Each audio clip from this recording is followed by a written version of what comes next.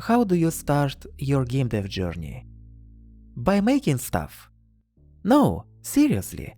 You are likely asking this question because you have an idea. You have the dream game you want to make.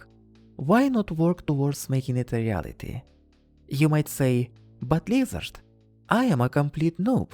I don't have the skills required. This is your secret weapon. A developer making a living from his indie games has to balance between what he wants to do, what he can't do, and what the market wants.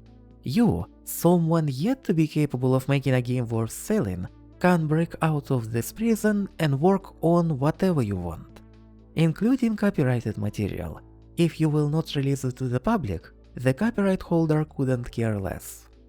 See, getting to the point where you can make a game worth selling will take you several years.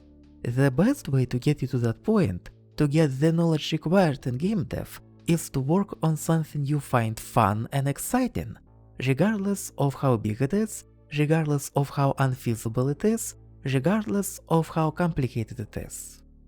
While you cannot make an MMO just by yourself, by making an attempt, you'll have a taste of what goes into making an MMO. You'll get substantial knowledge about the systems needed to make a video game. And while you will not be making MMOs as your commercial releases, a lot of knowledge will transfer to your eventual commercial release. Or maybe you'll get hired by a company which has the capacity to build an MMO. I wouldn't bet on it. Again, you aren't making a product you will finish and sell.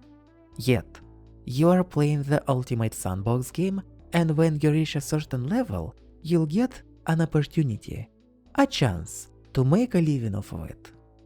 In one of my past videos, I've said that I don't recommend learning Java for the sake of making video games, because it's a language nobody in the game dev industry uses. But if you want to start your game dev journey from making Minecraft mods, then go ahead and make Minecraft mods. I started mine by making TF2 plugins with Lua.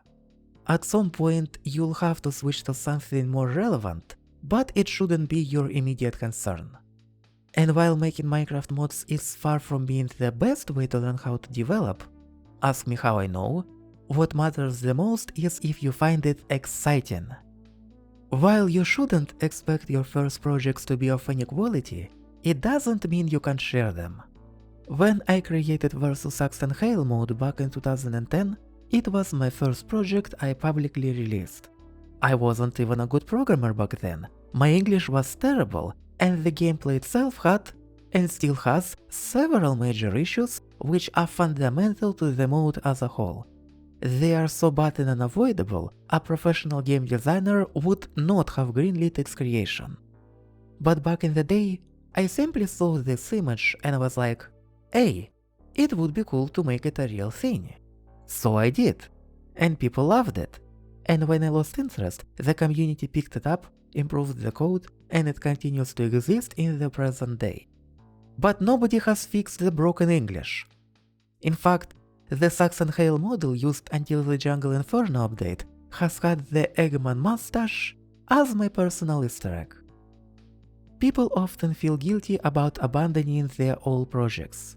Don't be. Starting new projects is actually a good thing. On top of giving you the productivity boost and making it exciting again, each new project gives you the knowledge and experience you couldn't get with your previous projects. If you have no obligations to maintain your current projects, well, you don't have them.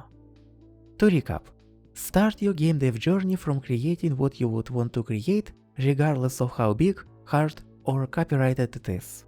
For the first several years, you aren't making a game to sell, you are playing the ultimate sandbox and learning the ropes of game dev. And the most important part is to keep it fun and exciting.